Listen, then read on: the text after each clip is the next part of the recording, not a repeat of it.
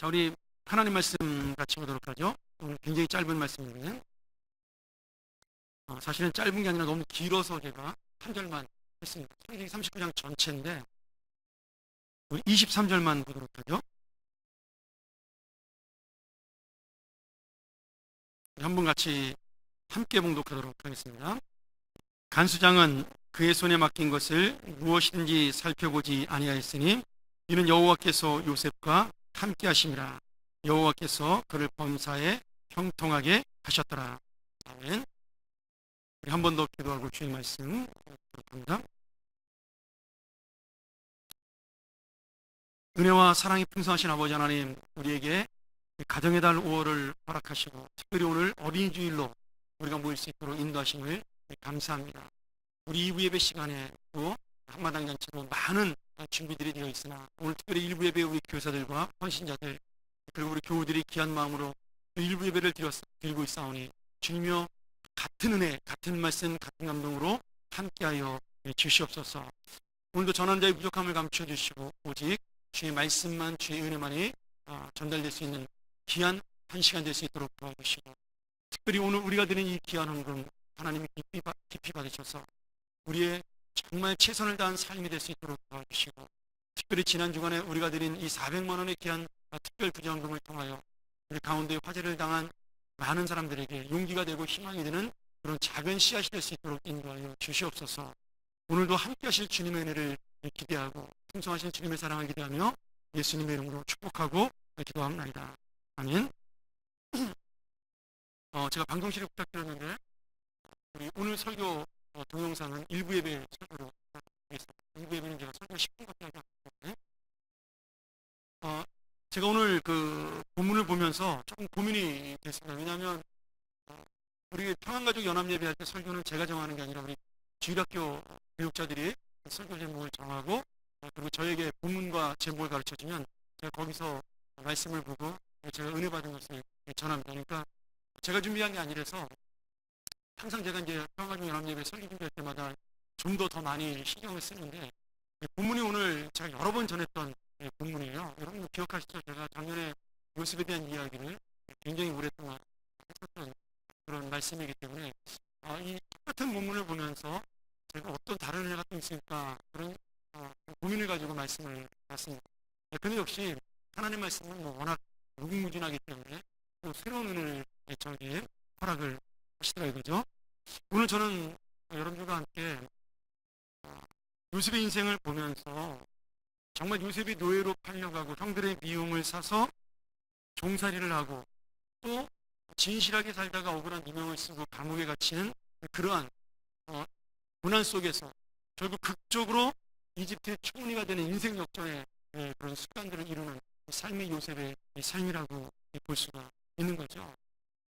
우리가 요셉의 인생을 볼 때 성공한 것으로 보이는 그 총리가 된 결과가 굉장히 중요하게 생각이 되지만 사실은 더 중요한 것은 그 자리까지 인도하신 하나님의 계획과 또 그 계획 앞에 어떻게 될지는 모르지만 정말 하나님의 살아계심을 인정하고 순종하며 최선을 다했던 요셉의 모습을 발견할 수 있어야 우리가 오늘 하루를 살아가는 요셉에 대한 진정한 주님의 은혜와 역사를 만날 수가 있습니다.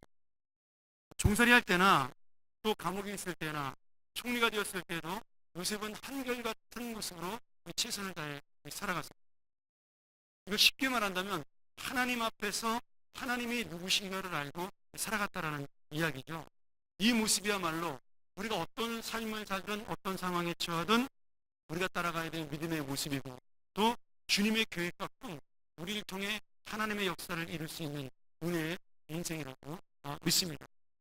저는 그래서 오늘 요셉을 통해 이루시는 주님의 계획 그리고 그 고난과 어려움 속에도 주님의 인도하심을 믿는 요셉의 그 인생에 대한 은혜를 두 가지로 나눠보고자 합니다. 오늘 본문의 말씀은 39장 전체에 있는 말씀을 제가 요약해서 같이 읽었는데요.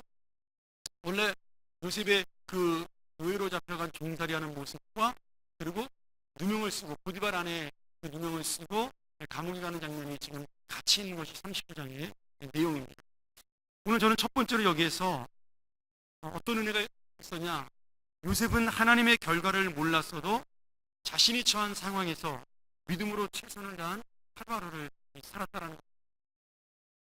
그러니까 지금 이 말씀의 결론을 우리가 쉽게 얘기한다면 지금 요셉이 성공의 결과는 총리가 됐다는 데 있는 것이 아니라 오늘 내가 하루를 살아가는 모습 속에 그 사람의 하나님의 형통한 인생, 뭐 영어로 형통이 석세스니까 성공한 인생이 있다는 것을 볼 수가 있는 거죠.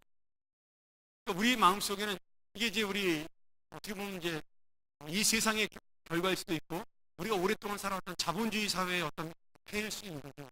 결과론적인 인생만 보고 우리가 그 사람이 어떻게 살았느냐가 중요한 것이 아니라 그 사람이 어떻게 되었느냐를 굉장히 중요시 여긴다는 그 제가 좋아하는 에릭 프롬이라는 유명한 철학자가 소유냐 존재냐라는 책에서 그런 이야기를 하죠.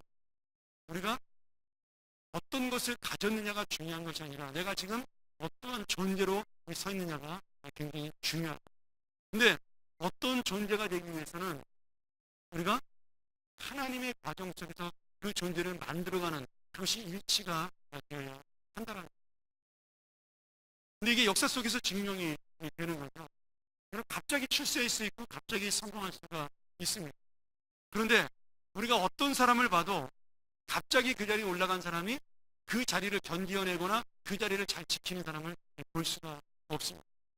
그런데 정말 우리가 볼 때 아무것도 아닌 사람처럼 보이는 사람이 그런 위치에 올라가서 성공적으로 이끄는 사람을 보면 그 사람이 살아온 인생이 바로 변함없는 인생으로 그것을 준비했던 사람이라는 것을 알 수가 있는 거예요. 그러니 저는 이제 뭐 어느 나라도 마찬가지예요. 우리가 리더를 뽑을 때 대통령이나 뭐 국회의원이나 이런 리더를 뽑을 때 참 사람들은 감정적이거든요. 붕 떠오르는 사람, 이런 사람들을 굉장히 좋아합니다. 프랑스가 그런 사람을 대통령으로 지금 해가지고 굉장히 고생하고 있지 않습니까? 미국도 마찬가지죠. 뭐 우리는 좀 다릅니다만은 그래서 저는 우리가 그리스도인이라면 이런 부분에 고민을 좀 해야 된다는 생각이 들어요. 어떤 리더가 어떤 지도자가 정말 훌륭한 지도자가 갑자기 어떤 계기를 통해서 올라온 지도자는요 반드시 무너지게 있어요. 그래서 오늘 요셉이 총리가 된 것은 총리가 되었다의 핵심이 있는 것이 아니라 그가 총리가 되기까지 하나님이 그를 어떤 계획과 어떤 과정을 가지고 인도하셨나가 우리에게는 굉장히 중요하다는 거예요. 저는 신앙은 그 결과가 아닙니다. 신앙은 프로세스, 그 과정이 훨씬 더 중요합니다. 예수 그리스도가 십자가 달려 돌아가셨어요. 그거 하나만으로 주님이 우리를 구원하신 것이 아니라는 거예요. 그분이 하늘에서부터 이 땅에 내려오시기까지 가졌던 마음과 그리고 우리를 사랑하시는 그 결단의 삶과 그리고 내려오셔 살았던 한결같은 3년의 삶이 그를 결국은 십자가의 삶으로 이끌어가는 그런 놀라운 은혜를 주신 거죠. 예수님이 태어나자마자 바로 십자가로 가신 게 아니라는 거예요. 수많은 고민과 수많은 갈등과 수많은 번민 속에서 예수님도 고민하고 갈등했지만 그것이 옳은 길이기에 그 십자가를 질 수밖에 없었다는 거예요. 요셉과는 반대되는 얘기죠. 요셉은 고생 끝에 총리가 되었지만 예수님은 왕의 자리를 거부하고 스스로 십자가를 그런 모든 것들이 여러분 한순간에 결정된 것이 아니라 끊임없는 하루하루의 삶 속에서의 주님과의 만남을 통해 이루어졌다는 거예요. 오늘 요셉이 처음부터 믿음을 가지고 꿈을 꾼 것이 그리고 내가 총리가 되었다는 마음을 먹고 살아온 것이 요셉의 소원이 아니었습니다. 하나님의 계획은 그 과정 속에 하나하나 열매를 맺는 것이지만 요셉은 어릴 때 초리였기 때문에 그런 생각을 할 수가 없었어요. 다만 그가 꿈을 꿔서 하늘의 해와 달과 열암별이 자기에게 절하는 모습을 보고 또 형들의 볕단이 자기의 볕단에게 절하는 그런 꿈을 꾼 다음에 그저 자기는 높은 사람이 될 것이라고 철없는 생각을 한 거죠. 내가 형들보다 위대한 사람이 될 거라고 그렇게 어리석은 생각을 한 겁니다. 물론 하나님이 그 꿈을 통해 요셉에게 비전을 심어준 것은 사실이지만 여러분 그 비전과 꿈이 요셉을 바로 총리로 이끌지 않았다는 거예요. 그러다가 요셉이 자라게 됩니다. 그리고 어떻게 해서 하나님의 성장하고 성숙한 믿음을 갖게 되었는지 성경에 나오진 않지만 그가 종으로 팔려갔던 보디발의 집에서의 삶과 하루하루의 행동 그리고 감옥에 갇혔을 때 그가 살아온 인생을 바라보면서 얼마나 그 요셉이 주어진 상황 속에 최선을 다하고 믿음을 보여주는 삶을 살았나 또 그것이 사람들에게 인정을 받고 하나님에게 인정을 받는 삶이 되었는가를 우리가 오늘 말씀을 통해서 깨달을 수 있어야 총리가 된 요셉에 대한 은혜를 진짜로 우리가 만날 수가 있는 겁니다. 우리가 믿음으로 최선을 다한다고 해서 좋은 결과만 있는 것은 아닙니다. 왜냐하면요, 아직은 하나님의 계획이 요셉이나 우리 인생을 통해서 완성되어 있지 않기 때문에 지금 아직 그 계획이 흘러가는 과정 속에 있다라는 겁니다. 요셉은 노예로 잡혀갔어요. 아무 잘못도 없이 형들의 질투를 사서. 그리고 보디발이라는 장군의 집에서 그나마 인정을 받고 최선을 다해 하나님의 충성스러운 그런 마음을 가지고 일함으로 그 집안 전체를 다스리는 매니저가 되게 됩니다. 근데 잘생긴 게 흠이 돼서, 매력적인 게 흠이 돼서 그 보디발 장군의 아내가 요셉을 유혹하다가 실패를 하게 됩니다. 하늘에 하나님이 나를 보고 계신데 내가 어떻게 당신과 범죄할 수 있겠냐는 그 요셉의 믿음의 고백을 듣고 이 여인이 분노와 질투에 사로잡혀서 요셉을 강간범으로 그를 고발하게 됩니다. 요셉은 속절없이 누명을 쓰고 감옥에 갇히게 되죠. 아마 많은 실망을 했을 겁니다. 더구나 하나님의 올바르고 진실한 삶을 살기 위해서 노력하다가 그렇게 누명을 쓰고 그는 갇히는 신세가 되었기 때문에 더 힘들고 자신의 상황이 이해가 되지 않을 수도 있다라는 거예요. 이런 요셉이 처한 상황들은 우리가 삶을 살면서 겪을 수 있는 모든 인생의 한 조각들입니다. 한 부분들입니다. 내가 성실히 살고 열심히 산다고 해서 성공하는 것만은 아니라는 거예요. 내가 진실하게 산다고 해서 인정받는 것만은 아니라는 거예요. 여러분, 진실하기 때문에 오히려 이 세상에서는 비난받을 수 있습니다. 그것이 지금 요셉이 당한 우리 현실의 모습이나 또 요셉이 당하고 있는 지금 이 고난의 모습이나 똑같은 모습을 볼 수가 있다는 거예요. 가정의 문제도 마찬가지입니다. 나는 가정을 위하여 열심히 섬기고 봉사하고 그리고 정말 남편 잘 섬기고 아내 잘 섬기고 아이들 애쓰게 믿음으로 키우려고 애를 썼는데 그렇다고 해서 여러분 그 가정이 행복하고 편안한 가정만 되는 것은 아니에요. 하나님은 그 가정에 어떨 때는 풍랑을 줄 수도 있고 그리고 무너짐을 줄 수도 있습니다. 갑자기 남편이 아내나 병이 들 수도 있고 아이가 문제를 만날 수도 있다라는 거예요. 실제로 우리 주변에도 그런 사람들을 얼마든지 볼 수가 있는 거예요. 그러니까 지금 이 요셉이 처한 형편이 어쩌면은 모양은 다르지만 우리가 하나님의 뜻대로 살다가 만날 수 있는 어려움일 수 있다는 겁니다. 다윗은 시편의 105편에 보면 이스라엘 역사를 하나님이 통치하시고 그 이스라엘 역사를 통치하기 위하여 여러 사람을 세운 것을 찬양하는 그런 시를 짓게 됩니다. 근데 그 시 중에 요셉에 대한 이야기가 나오는데요. 우리 한번 조금 성경이 어려워서 제가 세 번역으로 같이 읽기를 원합니다. 제가 105편 17절, 105편 18절, 19절을 같이 보려고 그러는데 일단 두 구절을 먼저 보도록 하겠습니다. 우리 같이 한번 읽도록 할까요? 자, 시작. 그런데 주님은 그들보다 앞서 한 사람을 보내셨으니 그는 종으로 팔린 요셉이다.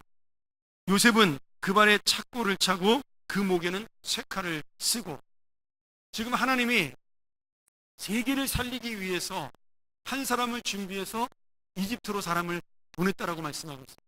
이 세상에 흉년이 올 것을 대비해서 세상 사람들을 굶기지 않기 위해 하나님이 한 사람을 보내셨는데 그 한 사람이 누구예요? 요셉입니다.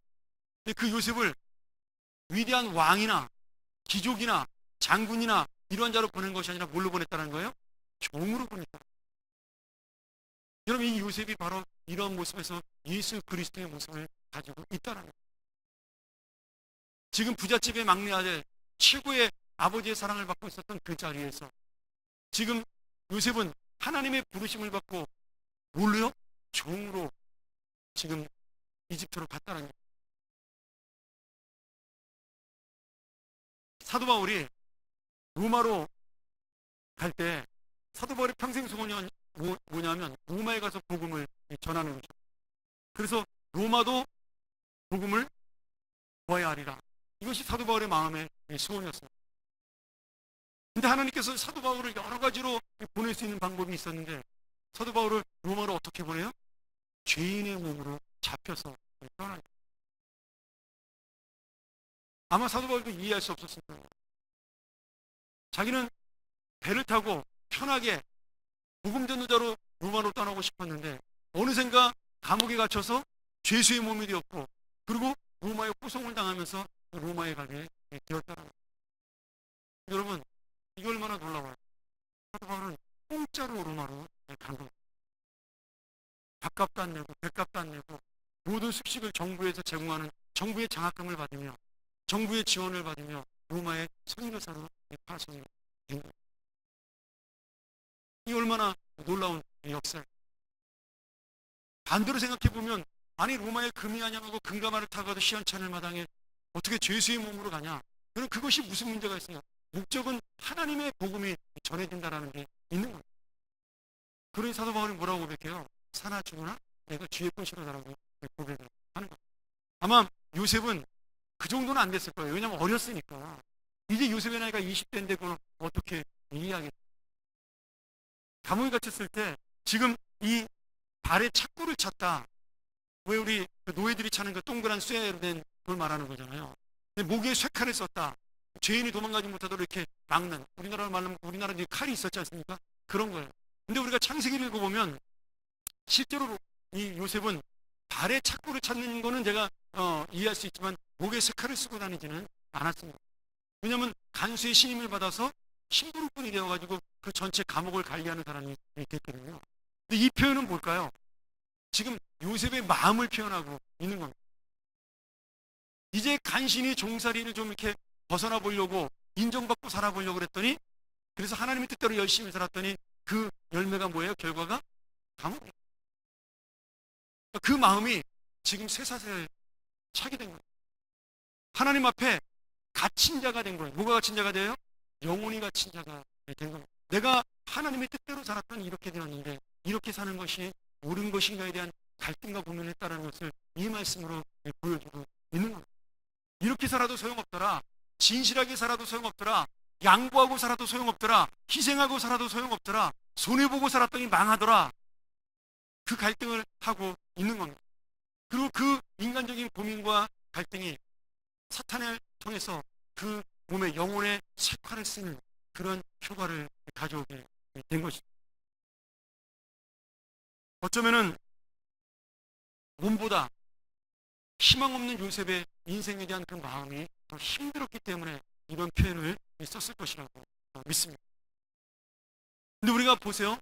나중에 이 요셉의 인생을 돌아보면 어떻게 돼요? 이 모든 고통은 요셉의 꿈을 넘어서, 요셉은 단순히 형들이 자기에게 엎드리는 꿈을 꿨는데 그 정도가 아니라 요셉의 꿈을 넘어 하나님의 꿈과 계획을 이루는 훈련의 과정이었더라는 거예요. 창세기 39장 3절에 힘든 종살이 할 때도 그렇기 때문에 하나님이 함께 하신다. 그리고 그가 형통했다라고 고백을 합니다. 또 9절에 우리가 읽었던 9절에 뭐라고 되어 있어요?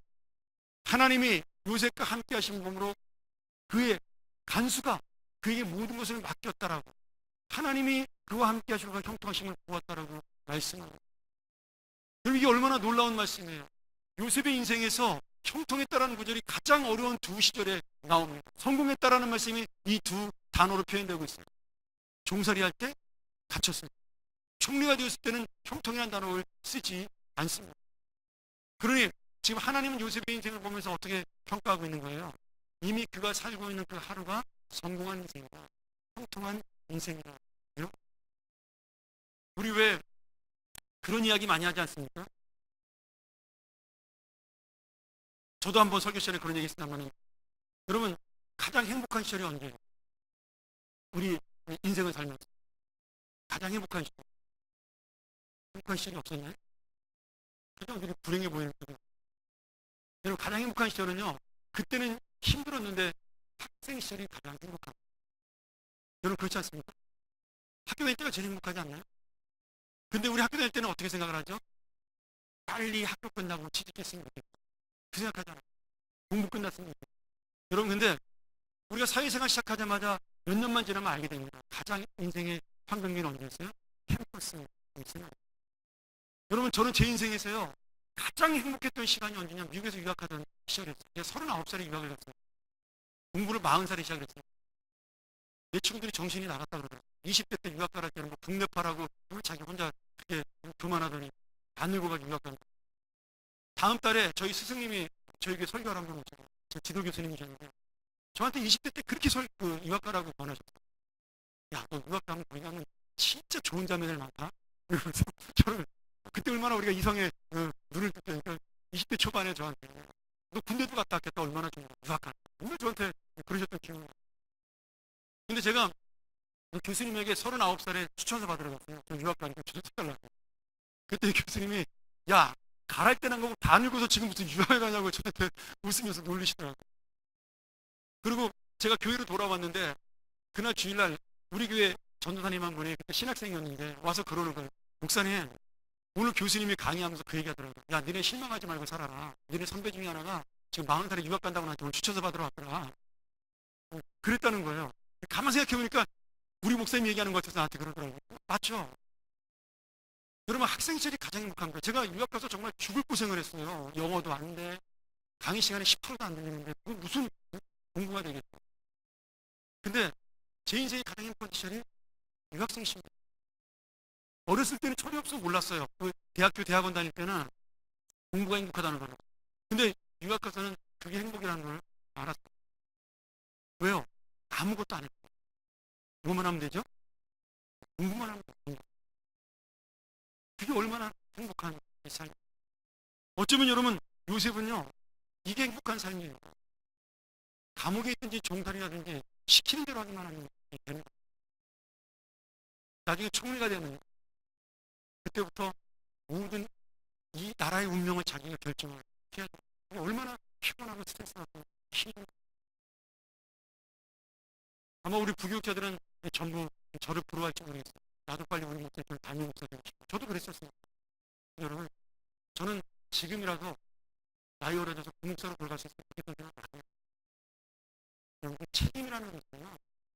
훨씬 더 살아가는 게 쉽고 뭔가 누리는 건 더 있을지 모르지만 그 누리는 것보다 훨씬 더 힘든 것이 책임, 사명이라. 물론 뭐 우리가 어린 시절이라고 사명이 없는 건 아니고 그 무게감이라는 것이 다른 거예요. 아마 우리 여기 계신 어르신들 다 느끼실 거예요. 살아갈수록 내가 얼마나 더 힘든 인생의 짐을 지고 있다는 거예요.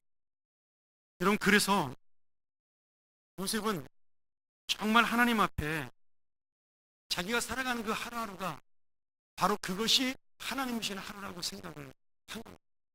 어떤 땐 실망도 하고 어떤 땐 낙심도 하고 어떤 땐 어려웠지만 그것이 요셉의 삶을 지탱하는 믿음의 원동력 그리고 그 인생의 힘이 되는 능력의 기틀이 된 거예요. 자기는 총리가 될 거라고 생각도 못했습니다. 요셉의 소원은 뭐였을까요? 하루빨리 누명을 벗어나 감옥에서 나오는 것. 그런데 하나님은 그 하루하루의 최선을 다한 훈련의 삶 속에서 그를 총리로 만들기 위한 하나님의 계획을 하나님은 쌓고 계셨거든요. 우리도 힘들고 이해할 수 없는 인생의 과정 속에 내가 어떻게 될지 아무도 알 수가 없습니다. 여기 젊은 친구들 몇 분 와 계시는데 내가 30대, 40대가 됐을 때 무엇일지 아무도 모르죠. 그러나 내가 오늘 하루를 주님의 믿음으로 최선을 다하는 진실한 삶을 살 때 그때 하나님은 나를 위한 계획을 지금부터 미리 세우고 있다. 그것이 바로 우리 자녀들의 인생이고 그것이 바로 우리들의 삶이 있다. 오늘 여러분 오늘 우리가 힘들고 어려운 인생 속에 그럼에도 불구하고 낙심하지 아니하고 주님의 선한 계획하심이 있음을 믿고 하루하루 주님을 바라보며 최선을 다하는 삶이 되기를 주의 이름으로 간절히 소원합니다. 두 번째로 요셉처럼 알지 못하고 이해하지 못해도 주님을 믿고 최선을 다하는 인생을 통해 하나님의 계획은 하나님의 꿈은 반드시 이루어진다는 것. 요셉은 자신이 어떤 열매를 얻을지 하나님의 계획을 구체적으로 몰랐지만 주님의 선하심을 믿고 그가 주님에게 맡기는 최선의 인생, 성실한 인생을 살았기 때문에 자신의 꿈보다 위대한 하나님의 계획과 하나님의 비전을 이루는 구체적인 삶의 인생이 되었다. 우리 한번 그림으로 퍼즐 한번 볼까요? 저희 집에 퍼즐이 있었는데 어디로 갔는지 사라져가지고 못 찾았어요. 다른 집 퍼즐을 찾으려 했죠. 그리고 왼쪽은 여러분이 볼 때는 오른쪽이고 오른쪽은 왼쪽이죠. 왼쪽은 퍼즐 조각들이 있습니다. 그렇죠? 오른쪽은 완성된 퍼즐이 있습니다. 여러분 조각만 보면 어떤 사람도 이 퍼즐이 저런 아름다운 봄의 꽃이 된다고 상상하지 못합니다. 물론 뭐 앞에 그 완성된 그림을 보여주긴 하지만 만약에 그 그림을 보이지 않고 조각만 보여주면 저 퍼즐이 어떻게 될 것이라고 상상할 수 있는 사람이 아무도 없습니다. 그런데 저 퍼즐 하나하나가 맞춰지는 순간마다 그 조각의 아름다움이 이루어져 있는 겁니다.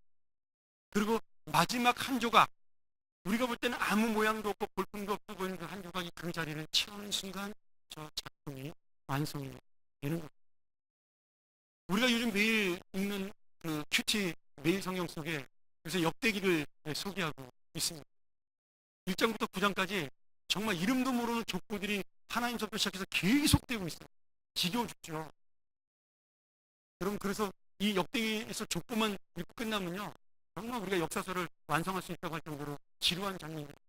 근데 하나님이 왜 그렇게 수많은 사람의 이름을 알지도 못하는 사람의 이름을 나열했을까요? 뭐 유명한 사람도 몇 명 나오는데 대부분은 모르는 사람들이 관심도 없고 하나님은 굳이 그렇게 긴 장을 하려 해서 성경에다가 그 사람의 이름들을 다 써놨어요. 오늘 여러분 이 수많은 사람 하나하나가 우리는 지루하지만 우리는 아무것도 아닌 사람이라고 생각을 하지만 하나님의 역사에 한 조각을 맞추고 하나님 역사에 한 퍼즐을 맞춰 하나님의 아름다운 작품을 이루어가는 사람들의 이름이라는 거예요. 모르는 사람이 더 많지만 하나님은 그들을 기억하고 있다는 거예요. 우리 인생도 마찬가지입니다. 아무것도 알아주지 않고 아무도 알아주지 않고 아무도 기억하지 못할 지루한 인생일 수 있고 보잘것없는 인생일 수 있지만 나름대로 열심을 최선을 다해 살아가는 인생 속에서 우리는 역사 속에 잊혀져가는 인생일 수 있습니다.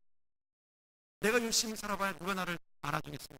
그런데 내가 지금 있는 이 자리에서 그 최선의 인생을 살아갈 때 오늘 우리는 주님의 역사의 퍼즐을 맞추는 한 조각의 아름다운 인생이 된다는 것. 보잘것없어 보여도 그 조각이 있어야 주님의 계획은 완성됩니다. 나는 아무것도 아닌 것처럼 보여도 그 조각이 없으면 주님의 그 아름다운 역사는 완성될 수가 없다. 그래서 요셉처럼 쇠사슬에 매인 인생이고 총리가 되어 영광을 누리는 인생이고 그 인생 속에 그 하루가 바로 하나님의 역사의 한 조각입니다. 그리고 그 하루가 주님의 꿈과 계획을 이루는 퍼즐의 한 조각입니다. 반대로 내가 살아가는 자리에서 하나님의 뜻을 인정하지 않고 자신의 욕망과 자신의 욕심을 낙심하고 절망하는 인생으로 살아간다면 그것은 오히려 자신의 그런 마음 때문에 하나님의 꿈을 깨뜨리고 하나님의 퍼즐을 깨뜨리고 완성되지 못한 그런 조각 우리 인생을 만들 수 없다. 우리가 어제 큐티 시간에 아마 하신 분들은 루벤에 대한 이야기를 들었습니다. 제가 새벽 시간에 잠깐 말씀을 전해요. 루벤은 야곱의 장자라는 특권을 가지고 태어났어요. 그는 자신의 욕망에 사로잡혀 아버지의 첩이었던 비라와 서모와 동침을 하며 그 놀라운 장남의 자리, 축복의 자리, 특권의 자리를 스스로 망가뜨렸다. 요셉은 반대로 가장 어두운 감옥에 있고 가장 어두운 인생을 살았지만 그 하루하루를 하나님의 뜻을 기억하고 하나님의 인생을 살고를 위해서 어느샌가 빛나는 영광의 자리에 오르는 하나님의 진짜 장자의 축복을 받게 되죠. 오늘 여러분 하나님의 꿈은요 우리의 삶을 통하여 이루어질 수밖에 없습니다. 그래서 하나님은 우리를 택하시고 말씀을 정리할까요? 시편 105편 19절에 우리가 아까 읽었던 시편 말씀의 마지막 결론이 이렇게 나옵니다. 같이 한번 이렇게 읽으면 좋겠습니다. 같이 한번 읽죠. 마침내 그의 예언을 이루었다. 주의 말씀이 그를 단련시켰다. 이것이 바로 하나님의 선하시는 계획이 이루어진 결과. 한 사람을 보내신 애굽을 구원하고 중동을 구원하기 위하여 세상을 구원하기 위하여 한 사람을 보내신 하나님의 예언 하나님의 역사가 마침내 요셉을 통하여, 단련되고 훈련받은 요셉의 인생을 통하여 이루어졌다. 제가 몇 달 전에 동화책을 하나 읽다가 은혜를 받았습니다. 제가 재작년에 한번 금요일 시간에 비슷한 말씀 전한 적이 있는데, 동화 작가 엘레나 파스킬이라는 사람이 쓴 작품인데 새나무 이야기입니다.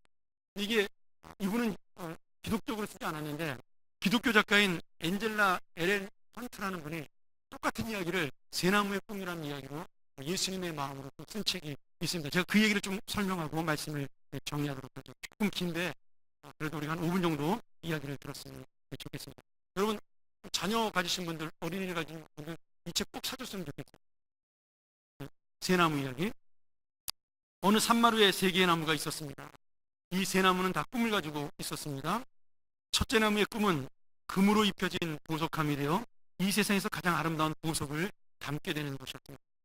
둘째 나무의 꿈은 바다를 여행하는 군함이 되어 왕을 태우고 다니는 것이 꿈이었습니다. 셋째 나무의 꿈은 이 산마루에서 가장 높고 아름다운 나무가 되어 사람들로 하여금 자기를 볼 때마다 하나님을 생각나게 하고 사람들이 저 나무 참 멋있다라고 사랑받는 나무가 되는 것이 꿈이었습니다. 이 세 나무는 날마다 자신들의 꿈이 이루어지도록 함께 기도를 했죠. 어느 날 나무꾼들이 산마루에 올라와서 첫째 나무, 둘째 나무, 셋째 나무를 베게 되었습니다. 첫째 나무를 베었을 때 이 나무는 자기의 소원대로 금으로 입혀진 보석함이 될 것을 기대했지만 그는 가난한 한 농부에게 팔려나가 그의 외양간에 소아마를 먹이는 먹물통이 되고 말았습니다. 날마다 자기의 몸속에 소가 먹는 말이 먹는 여물을 담는 이 첫째 나무는 살았지만 결코 실망하지 않고 믿음을 저버리지 않고 기도하며 살았죠. 둘째 나무는 나무꾼이 자신을 뵐 때 나는 드디어 바다를 여행하는 군함이 되어 왕을 태우고 싶은 꿈을 이룰 수 있겠구나, 그렇게 부풀어 있었습니다. 그러나 그 둘째 나무도 가난한 어부에게 팔려가 작은 어선이 되어 바닷가에서 어부들에 의해 떼어지는 그러한 신세가 되고 맙니다. 둘째 나무도 실망했지만 믿음을 버리지 않고 기다렸습니다. 셋째 나무는 베이지 아니하고 그 자리에 남기를 원했지만 나무꾼이 자기를 서슴없이 베기 시작하자 비명을 질렀습니다. 그리고 그 자리에 높고 귀한 나무가 되기는 원했던 그의 소원가를 어느 목수에게 팔려가서 그것도 뒤뜨려 버려지는 그런 비참한 신세가 되었습니다. 역시 실망했지만 믿음을 버리지 않았습니다. 그리고 굉장히 오랜 세월이 지난 후에 어느 날 말구유에 안에 있는 첫째 나무의 품 안에 한 아기가 세상에 태어나게 됩니다. 그리고 그 아이는 이 세상 가장 어떤 보석보다 가장 아름다운 하나님의 아들 예수 그리스도라는 사실을 이 첫째 나무가 생각합니다. 그 아기를 경배하는 수많은 사람들을 보면서 자신이 보석보다 아름다운 하나님의 아들을 자기의 안에 품게 되었다, 그렇게 고백을 하게 됩니다. 작은 배가 되어 호수에 떠다니던 둘째 나무에게도 큰 사건이 생겼습니다. 매일 고기잡이라로 떠났던 이 배가 어느 날 항구에 머물러 있을 때 한 사람이 제자들과 함께 배에 타게 되면 갑자기 폭풍이 일어나게 된 겁니다.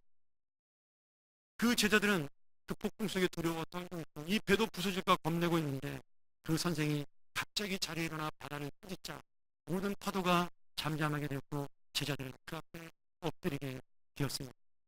둘째 나무는 자신의 진짜 왕 중의 왕이신 예수 그리스도를 모신 배가 되었다는 것을 깨닫게 된 겁니다. 마지막 세 번째, 목수에게 팔려 뒤뜨려버렸던 셋째 나무는 어느 날 십자가 나무가 되어서 갈보리 높은 언덕에 세워지게 됩니다. 그의 나무에는 그의 친구 첫째 나무에서 태어나고 둘째 나무가 태어나 있던 갈릴리 사람 예수 그리스도가 매달리게 됩니다. 셋째 나무 역시 그 십자가를 바라보는 수많은 사람들을 보면서 자신이 가장 사랑받는 나무가 되었다는 사실을 깨닫고 감사하게 됩니다. 오늘 여러분, 세 나무 모두 자신의 꿈이 이루어지지 않았다고 생각했지만 돌아보니 그들이 기도했고 최선을 다하고 살았던 그 삶 속에 어떤 계획보다 어떤 꿈보다 크게 이루어진 자신의 삶이 있었다는 것을 알게 됩니다. 이 세 나무의 이야기가 끝이 납니다. 사랑하는 여러분, 우리가 어떤 계획과 꿈을 가지고 내 자녀에 대한 계획, 나에 대한, 여러분 뭐 우리가 은퇴해서 어떻게 살 것인가, 그런 많은 계획들은 가지고 있으십니다. 그러나 가장 중요한 하나님의 꿈과 계획이 이루어지기 위해서 오늘 하루 내가 하나님 앞에 어떤 삶을 살아가느냐 가장 중요합니다. 예수 그리스도는 십자가에 달리기까지 단 하루도 최선을 다하지 않는 것 없었어요. 항상 잠이 부족했고, 항상 피곤했고, 항상 힘들었어요. 누구를 위해서요? 하나님의 자녀, 우리를 위해서. 아파하고 힘들어하는 사람들을 고치고 가르치고, 그리고 그 결과 온 세상을 구원하며 완하여 구주가 되어 있다는 부활하신 은혜로 다시 오늘 우리의 인생이 이해할 수 없는 문제와 어려움 속에 있다 할지라도 주님의 함께하심과 그 계획하심이 이루어지는 과정을 믿는다. 오늘 다시 한번 요셉처럼 지금 있는 그 자리가, 내가 만나는 그 상황이 하나님이 나를 세우는, 하나님이 나를 향하여 당신의 꿈을 이루는 그 계획과 그 비전과 그 과정 속에 있으므로 오늘 하루도 주님과 함께 놓치지 않는 주님을 기억하는 최선의 삶을 살아가시고 주 이름으로 간절히 축원합니다. 우리가 전번 이 시간 이 말씀을 기억하면서 기도하기를 원합니다. 여러분, 우리가 모든 상황 속에 어떻게 찬양할 수 있을까요? 주님이 우리의 상급이 되시고 우리의 도움이 되셔서 나를 지키시는 것을 내가 믿기 때문입니다. 내가 이 상황 속에, 이 어려움 속에 주님의 얼굴을 구하고 주님의 능력을 구할 때마다, 내가 오늘 하루를 주님 앞에 맡길 때마다 주님께서 나에게 새로운 힘과 주님의 영을 부으시고 주님을 볼 수 있는 은혜를 허락하십니다. 요셉은 캄캄한 감옥 안에 아무것도 볼 수 없었지만 하나님의 은혜를 볼 수가 있었습니다. 우리 여러분, 이 믿음을 가지고 우리도 요셉처럼 확정된 마음을 가지고 살게 해달라. 하나님의 은혜를 지니고 살게 해달라. 우리의 꿈이 아닌 하나님의 꿈이 이루어지는 더 놀라운 삶을 살게 해달라. 지금 같이 한번 통성으로 기도하겠습니다.